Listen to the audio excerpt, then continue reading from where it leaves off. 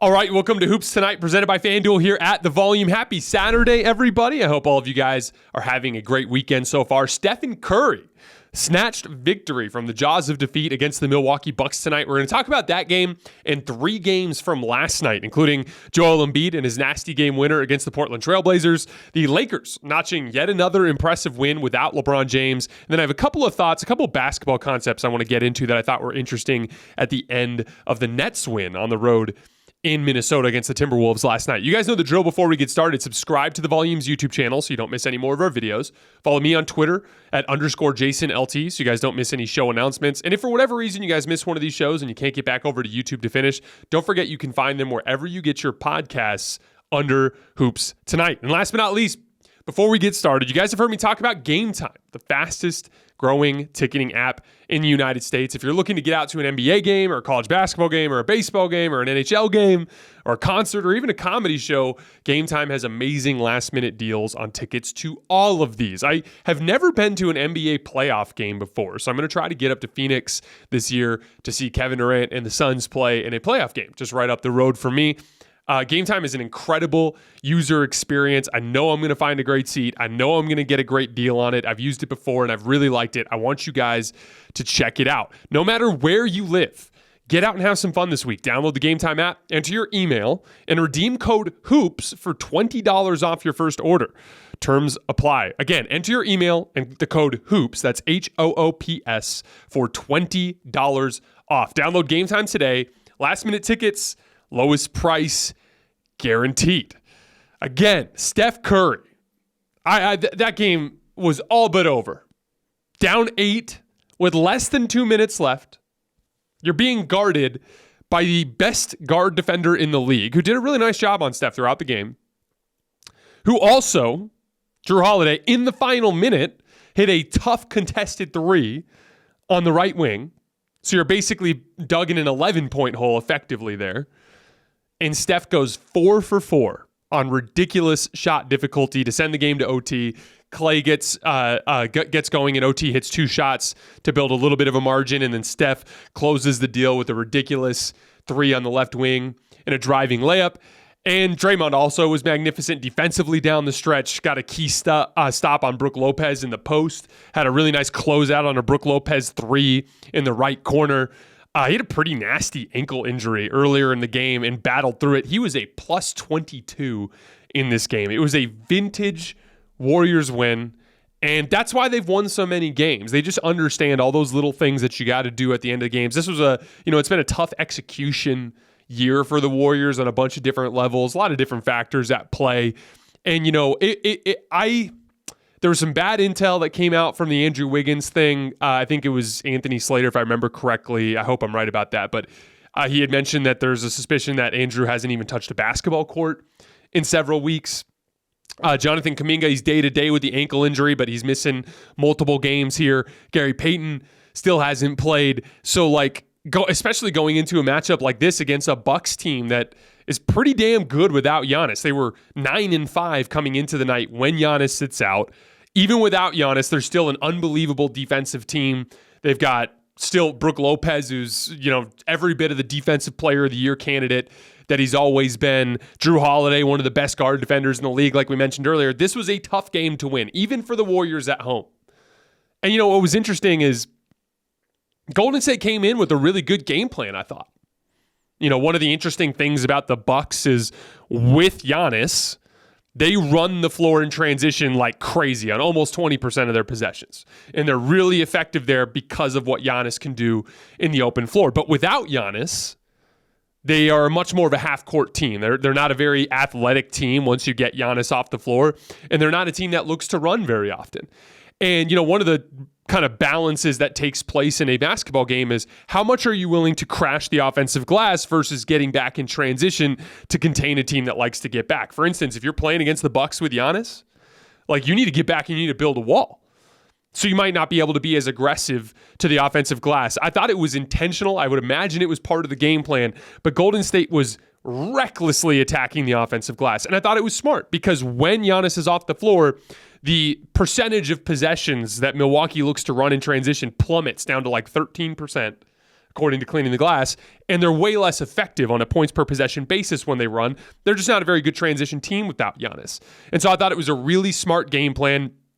I think they had like 18 or 19 offensive rebounds in this game, which is absolutely insane. It was the way they won in OT with all the extra chances that they got. They had a good game plan, but at the end of the day, they were still down 108 to 100 with less than 2 minutes left because once again, against that Bucks team, which is so big and so good defensively, I've talked about this a lot about, because you guys know how much I believe in Steph Curry and Draymond Green. It's kind of similar to the way I've talked about LeBron and Anthony Davis over the years.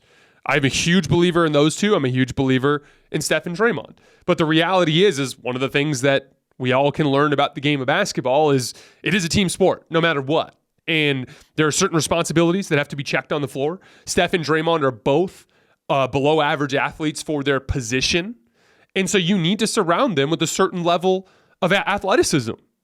Like even when we go back to the Warriors in their absolute prime, whether it was Kevin Durant or in his prime Andre Iguodala or Harrison Barnes or playing with Andrew Bogut at center, there was a size and athleticism that went beyond their core that could help cover those bases. And it's just really hard, especially in the modern NBA with how deep these teams are with talent, to win when you're as unathletic as the Warriors are without Andrew Wiggins, without Gary Payton, without Jonathan Kuminga. So they were still in a hole there. And that's why I said this was snatching the victory from the jaws of defeat by Steph Curry.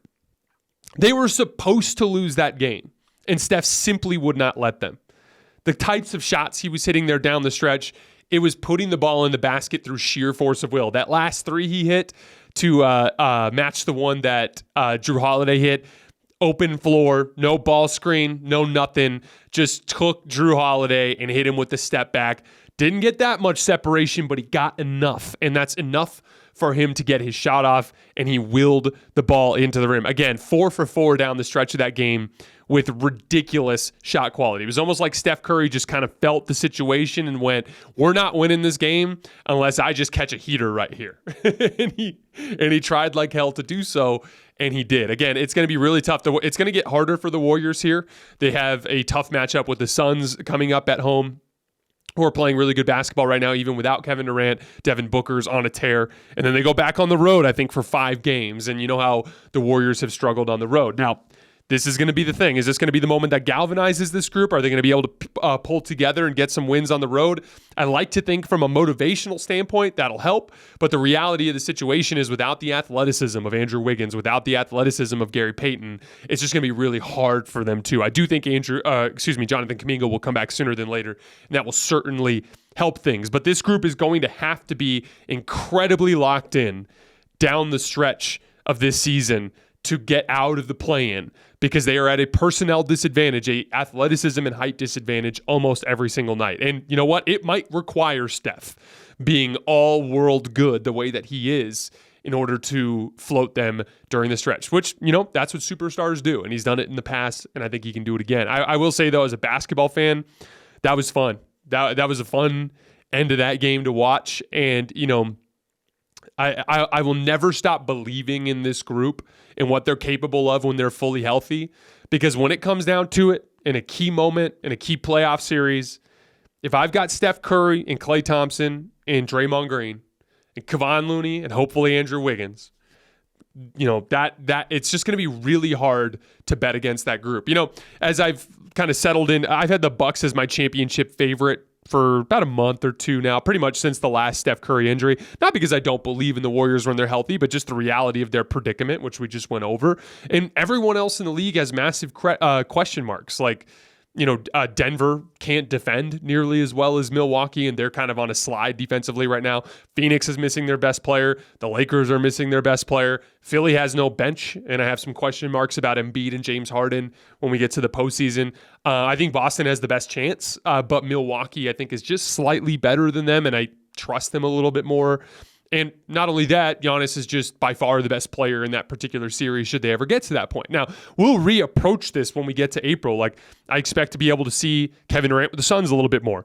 I expect the Warriors to hopefully get whole and put together some games in April where they look more or less like the version of themselves that we're going to see in the playoffs. I'm really interested to see what the Lakers look like if they can get 4 or 5 games in a row with LeBron James on the court with them. There's a lot of stuff that I want to see. I want to see how well Denver's defending over the course of the last month of the season. Their personnel limitations are real on the defensive end of the floor. Like, in most of their late round playoff series, they're not going to have nearly the same defensive personnel as their opponent. That doesn't mean that they can't win, but that means they have to be incredibly sharp in their details, like that go beyond athleticism and size. They're going to need to be super sharp in their execution defensively.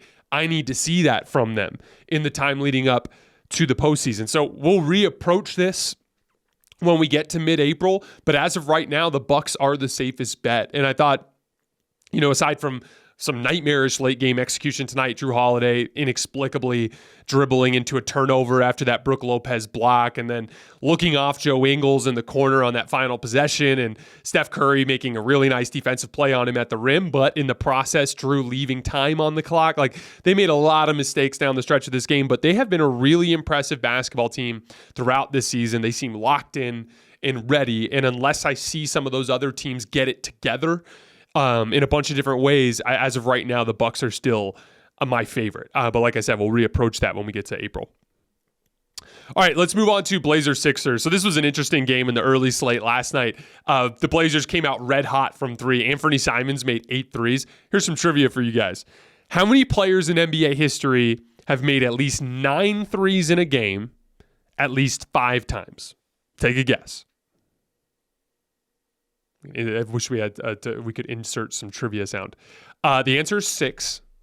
Now, try to guess who those players are. Now, there's going to be the regular ones you would expect, right? Steph Curry, Klay Thompson, Damian Lillard, James Harden, a volume guy. But there's 2 additional guys. J.R. Smith and Anthony Simons, literally.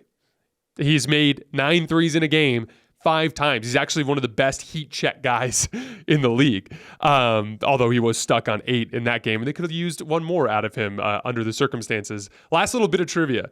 How many times do you think Steph has hit at least 9 threes in a game? 39 times. 39 times. That's as much as all of the active guys on that list combined that have made at least 5. So just another stratosphere for the greatest shooter of all time. But down the stretch, the Sixers locked in on both ends of the floor. They held the Blazers to just 5 points in the final 5 minutes of the game. And Joel Embiid hits the game winner. There was an interesting kind of sequence there where he was isolating Nurkic, but the spacing wasn't quite right. And Doc Rivers called a timeout. And I was confused by it in the moment because I was like, oh, this is just going to give Chauncey Billups the opportunity to double team Joel. And he didn't double team Joel, left him on an island again, which gave Doc Rivers the opportunity to set up better spacing. On Joel's first attempt, like, they were a little bit crowded on him on the wings, and on the play out of the timeout, they cleared the top of the floor and gave Joel the entire middle of the floor so that when he did that spin back towards the middle, he had more space to go. Again, if you do that same move and there's a shooter on the left wing, that guy can dig down and disrupt Joel in a way that he can't if it's vacated. So I thought it was a gamble from Doc because I thought he might have set Joel up for a double team, but it ended up paying off. And Joel Embiid, just a ridiculous high level of skill in that spin move. I went on with Mark Ryan with CBS Sports Radio earlier this evening, and we were talking a little bit about the Kendrick Perkins thing. And what was funny is, like, I think that there is actually a little bit of like a European type of bias that takes place where basketball fans just assume that European players are more skilled than American players. And American players are often characterized by their, kind of tunnel vision in terms of isolation scoring and a lot of focus on their athleticism. And then the European players, it's all the passing and the skill and the flair. And like, I think that gets a little ridiculous because there's no doubt that in Europe, there's a lot of players that play really well in terms of playmaking and things along those lines. But it's a very physical game over there, so isolation scoring is a little bit less impactful. The spacing's different, and you actually need to move the ball a lot more over there. So a lot of it's just the way they're play, the way that they play growing up over there. But I would push back on that concept a lot. I think that American players are extremely underrated in terms of their skill level. And Joel Embiid's a great example of that. Like, yes, Joel Embiid's level of skill is very different than Nikola Jokic because it manifests more in scoring skill set. But his scoring skill set is miles and miles and miles ahead of what Nikola Jokic's is. Nikola Jokic is a very efficient scorer, but he does it a lot within the flow of the offense, and he's very good at creating advantages for himself, but he's not in the same stratosphere as a player as Embiid when it comes to that staring your man in the face and just getting a bucket over the top of him. And so I want to do a better job, and I'm going to try to work on it on this show and kind of point it out when I see it elsewhere, but the skill level of American players is insane too. Now, Joel Embiid obviously came from overseas originally, but in terms of his basketball development, for the most part, it's taken place in the United States. And he's thought of in a lot of ways as an American player, even though he's not. So I want to be clear about that. I just think that Joel gets kind of lumped in with that group and Jokic kind of with the other group. So I just wanted to kind of differentiate that a little bit. But to be clear, like, Embiid's on a damn tear, man. And about 2 months ago, I was one of those people that thought Jokic was better. And I always have been gravitating towards playmakers. You guys know that about me. I gravitate towards perimeter players and I gravitate towards playmakers. And so even amongst the centers, I gravitated towards Jokic. And then there were some specific things. I thought Embiid relied really heavily on foul baiting, which is not a thing that I like a lot. And then obviously he hasn't played as well in the postseason as he does in the regular season. Those are two things that are going to kind of point me in opposite directions. But a couple of things. His perimeter jump shot is real. This is a huge sample size that's gone extremely well for him.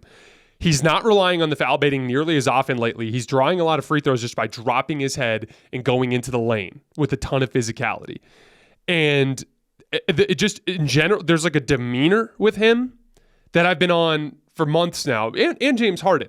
A fight, a competitiveness that is another level above what I've seen from him earlier in his career. Every single big game of late, he has shown up in a big way, especially down the stretch of games. These were a couple crazy numbers for you. In clutch situations, so when the game is within 5 points with less than 5 minutes left, he's scoring at a rate of 37 points per 36 minutes. So if you extrapolated his scoring out to a normal 36-minute game, it's like he's averaging 37 points per game focused within that clutch time situation, shooting 50% from the field, 36% from three, and 86% from the line. The Sixers have a defensive rating of 84.6 in clutch situations with Joel Embiid on the floor. He made every big play down the stretch as they beat the Denver Nuggets in a head-to-head matchup with Jokic on both ends of the floor. He made every single big play down the stretch in a big game against the Milwaukee Bucks, including the eventual game winner in that three-point shot from the top of the key, and in a bunch of monster defensive plays in pick and roll as a switcher and in drop coverage. Even in the Boston game that they lost at the buzzer to Tatum, he was magnificent on both ends down the stretch of that game. And then once again last night against Portland, just incredible on both ends of the floor against a red-hot shooting Portland team to get the win. I am switching my stance. Two months ago, I would have told you I thought Jokic is better than Embiid. I think Embiid has proven over the course of the last 2 months that he is a better player.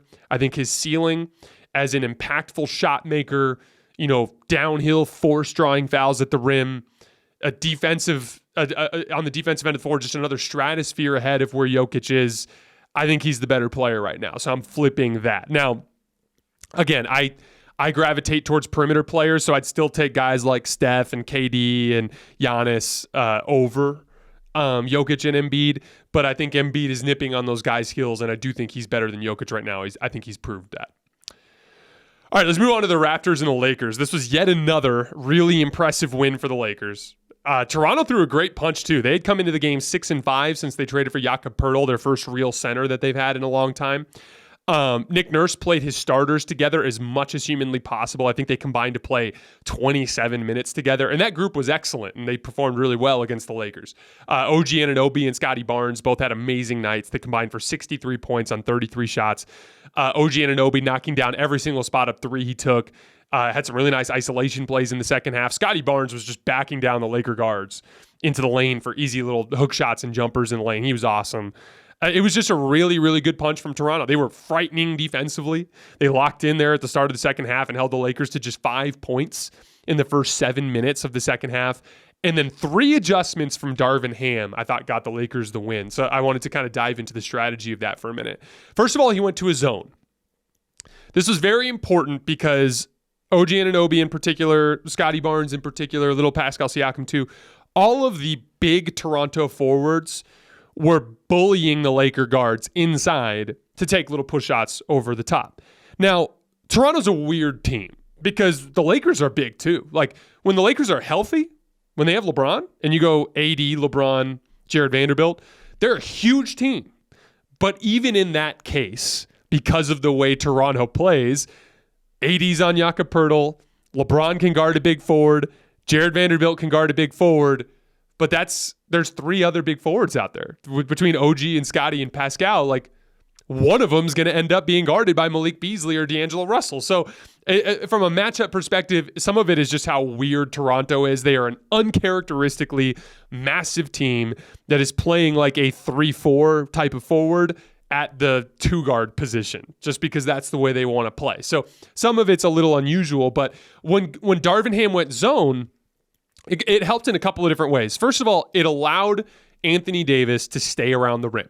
So that now when you're taking those short range little push shots and hook shots and turnaround jumpers and stuff, now you're shooting them maybe over a smaller guard, but most likely over Anthony Davis and a smaller guard or just Anthony Davis. So Anthony Davis lingering around the rim was able to help. Also, zone defenses require teams to execute at a higher level. There's a level of positioning on the floor, moving the ball around to get the zone to reverse sides a bunch of times, getting that guy to the high post that can try to pull Anthony Davis away from the rim to open up stuff on the back line. There's a bunch of stuff within the zone that requires execution. And what's the biggest weakness for that Toronto Raptors lineup? Like when you've got Fred VanVleet, OG Anunoby, Pascal Siakam, and Scotty Barnes and Jakob Poeltl, there's just not a whole lot of ball handling and shooting and basketball IQ. That's not a strength of that group. That is a sheer force of size and athleticism type of lineup. And so challenging their ability to execute was, I thought, a really smart strategy. It really stagnated that Raptors offense and allowed the Lakers to linger around long enough for them to break through offensively. So adjustment number 1, going to his zone. Adjustment number 2, Darvin Ham went with 3 guards. And again, this is something that Ham's been criticized for a lot. So was Frank last year. But I thought it was an interesting adjustment. He went with D'Lo, Austin, and Dennis Schroeder down the stretch of this game. And I thought the main reason why is Toronto's rotations, their defensive rotations flying around the perimeter, especially out of their double teams of Anthony Davis. And they just doubled the hell out of Anthony Davis every single time he even tried to get into a position where he could catch the basketball, which was a big part of why I think he only had 8 points. But because of how good Toronto was in their defensive rotations, you weren't breaking down Toronto on the first action. They needed multiple actions to get that opening to score, extending the advantage, that extra little pass here, that extra drop off there, that extra cut here. And the only way they were going to do that was by increasing the aggregate ball handling, shooting, and basketball IQ of that group. And so going with a group that had Anthony Davis and Dennis Schroeder and Austin Reeves and D'Angelo Russell gave them the necessary amount of ball handling for them to be able to score. And then lastly, the last adjustment, Darvin Ham started running interchanges into every single pick and roll, like a screening action before the pick and roll. So one of the defensive adjustments from Nick Nurse in this game was he put Jakob Poeltl on Jared Vanderbilt. Jared Vanderbilt, he made 2 corner threes in the first half, but I think he's going to knock down under 40% of them typically, even though he's standing by himself out there completely unguarded. So that allowed Jakob Poeltl to linger around the basket. Then what he did is he put OG Anunoby onto Anthony Davis and basically had him hug up onto him, right? So because he was hugged up onto Anthony Davis, AD was not an option and the rim was not an option. And so really, the Lakers' best opportunity to score was to try to get separation for their guards coming over the top of the screen to hopefully get some opportunities for some pull-up jump shots. I thought that was their best opportunity to score. And so Darvin Ham started running some interchanges flowing into the pick and roll to help those guards get separation. There were back-to-back possessions where D'Angelo Russell hit pull-up jumpers, a pull-up 2 and then a pull-up 3, where what they did is a quick dribble handoff before D'Angelo Russell came over the Anthony Davis screen. Here's why that matters. Because with Poeltl on Vanderbilt essentially zoning up under the rim, and with OG Anunoby hugged up on Anthony Davis, they were switching all of the screens between the three guards. Now, right after you switch, there's like a little bit of a delay before you're ready for whatever comes next, right? If I'm guarding you, you're about to go over a ball screen. I'm prepped for the ball screen. I see it coming. You start heading that way. I can position myself to kind of sidle up on top of the screener to try to fight over the top, right? Or even just lock and trail to apply back pressure. But what if I'm guarding the ball handler and they set a quick screen? Now I'm not guarding the ball handler, okay? Because we switched under Toronto's scheme. What if I'm guarding the guy setting the screen? Well, I think the two plays that I'm referencing, and I posted these clips on my Twitter feed. You guys can find them there at _JasonLT. But Dennis Schroeder comes down the floor, sets a dribble handoff. Now, all of a sudden, Dennis's man is actually guarding D'Angelo Russell. In both cases, I think it was Fred VanVleet, or it might have been Fred VanVleet the first one, then Scotty Barnes on the second one. But what ends up happening there is in that brief second after the switch, if I'm guarding Dennis and I'm switching on to D'Lo, now I'm not ready for that ball screen because I was attention going this way as Dennis was dribbling that way. Suddenly I'm guarding D'Lo going back this way into a ball screen. That little interchange and that brief delay, and you guys, again, I encourage you to go to my Twitter feed and watch the video because you can see it pretty clear. That little delay bought D'Angelo Russell a ton of separation coming over that Anthony Davis screen. And again, OG Anunoby is hugged up on Anthony Davis, so he's not helping. So if you could get over that screen and get separation from the on-ball guy, there's a wide-open pull-up shot there. D'Lo got two wide-open pull-up shots, knocked it down. There was another one later in the corner where they ran a similar thing involving AD. They had D'Angelo Russell on the inbounds play, run over, and set a hard pick on OG Anunoby. And OG didn't want to switch, but he had to because of a good pick. Anthony Davis set him up well, gave him a little bit of a shove, and Anthony Davis came right off the pick into a ball screen with, I believe, Austin Reeves. Okay? That all of a sudden confused Toronto because it was a three-man switch, right? I talk about this all the time, beating switching schemes with three-man actions because now no one knows who to guard, right? It's way less straightforward than I'll guard your man, you guard my man, right? In the process, after D'Lo sets that pick, he quick pops out to the left wing. OG Anunoby hesitates for just a second because Austin Reeves is coming off that AD screen and he's open. And so OG lingers in at the top of the key to contain Austin. Easy swing pass to D'Angelo Russell, knocks down a three. Again, Toronto was frightening defensively at the end of this game. They were playing with a really smart scheme, sagging Jakob Poeltl off, ignoring Jared Vanderbilt, hugging up on Anthony Davis, doubling him every time on the catch, rotating out of it frighteningly well. Their only chance was backcourt skill, which they didn't have nearly as much of before the trade deadline, and smart actions to buy those guards the separation they needed to make shots. I thought Darvin Ham did a really nice job down the stretch of this game. I thought he's done a really nice job since the trade deadline, so I want to shout out him. Austin Reeves also had his very best game as a pro, was magnificent in the second half of this game in particular. Man, when he had that dunk in that half-court set, when he cocked it back with two hands and threw it down, you could tell he was really feeling himself. It was really cool to see. You know, I've always been high on Austin Reeves as a role player. He has flashed high-level ball handling this season that I didn't even remotely expect watching him last season. I always knew he had a little bit of that, like, second-side action, ability to make plays off the dribble, but, like, this is high-level stuff against high-level defenders that he's doing. This is real, I think. Austin Reeves is a very, very good basketball player. That was his best game as a pro. I've said it all before. I'm not going to get into it again, but the Lakers are really good. And all I'm going to say is if LeBron can come back and look like 70% of himself for a few games before the playoffs, I'm going to take a really hard look at them as a team that can come out of the West. They just check a whole lot of boxes, like I broke down the other day. All right, really quickly before we get out of here tonight, I'm not going to spend more than just a couple minutes on this, but one of the three games I watched last night was the Brooklyn Nets getting a win on the road in Minnesota against the Wolves. I've been watching a lot of Wolves lately because I'm fascinated by their young core. I really like the Anthony Davis, Jaden McDaniels, Rudy Gobert pairing, as long as they can surround them with the right types of players. But these were, two mediocre teams, and Brooklyn got a win. But I thought it was a great example of a small detail in basketball that I wanted to touch on. And, we talked about this in the Lakers game. OG Anunoby, when he overhelped on that Austin Reeves drive and left D'Angelo Russell open, Austin had a little bit of an advantage coming over the screen, but it probably would have been a tough shot for him. And I think sometimes we obsess with shot quality and we ignore the reality of we focus so much on shot value and we ignore the quality of realities of shot quality. So for instance, like a lot of teams will be like, oh, like a layup is a high percentage shot, high value shot. So we should take that away and concede a 3, which is a lower value shot. Even if it's a higher value than a contested like mid-range jump shot, it's still a higher value than a rim attempt, right?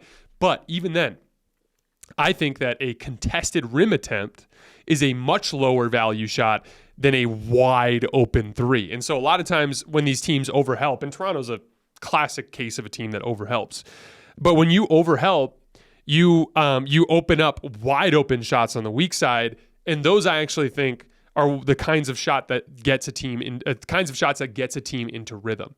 And so this happened on 2 key possessions at the end of the Minnesota game against the Nets, and this is what cost them. They lost by 1 in OT. And there were 2 plays, one at the end of regulation, one at the end of OT, where we saw this happen. The first one, at the end of regulation, Rudy Gobert is guarding Spencer Dinwiddie and kind of has him contained. He had went up and under and went through with a step through, but Rudy Gobert was right on his backside. It was going to be an extremely difficult scooping layup with Rudy Gobert there, potentially blocking the shot. Anthony Edwards is guarding Royce O'Neal on the left wing. And Anthony Edwards, for no reason at all whatsoever, overhelps and runs in and stops Spencer Dinwiddie from attempting his crazy wild scoop shot, but in the process concedes a wide open 3 to Royce O'Neal on the right wing, and he knocks it down. And it was funny because right after the shot, by the way, I tweeted out both of these videos as well, so you can find those on my Twitter feed. Right after the shot, Rudy Gobert and Kyle Anderson both throw their hands up like, dude, what are you doing? And the funny thing is it happened to Rudy Gobert in overtime. Spencer Dinwiddie is driving on Kyle Anderson. Kyle Anderson has him contained. Kyle Anderson has body position in front of him at the rim and has the length and size advantage. It was going to be a super difficult contested floater, and Rudy Gobert abandons, I think it was Dorian Finney-Smith out of the left corner to corral Spencer Dinwiddie and concedes a wide open 3 that ends up being the shot that beats them. And Kyle Anderson, I felt bad for him after the game. He just throws his hands up. And it's like, what are you doing, man? And like, so many times we get caught up on personnel and we get caught up on, scheme and we get caught up on a bunch of different things when we're talking about basketball games. But so much of it is just execution, not making the key mistakes. It is, I would imagine that it's not in Minnesota's scheme to overhelp on contained ball handlers driving to the rim. But in that moment, if you make a poor decision as a help defender, it can literally cost you a game. Minnesota's been playing good basketball. They played well enough to beat Brooklyn, and 2 execution mistakes at the end of the game cost them. And I think that's just such an important thing that gets lost when we're talking about teams. It's one of the big reasons why I've always been such a big believer in Golden State. They're one of the best execution teams in the league, even though they haven't shown it all the time this year. Why do you think the Miami Heat were 1 shot away from the NBA Finals last year, despite having significantly less talent than many of the teams in that conference? It's execution, it's coaching, and it's always doing the right thing on the pivotal possessions at the end of games. That kind of thing is how you win. And way too often, we do not factor that in enough when we're evaluating teams. All right, guys, that's all I have for tonight. As always, I sincerely appreciate your support, and I will see you guys next week.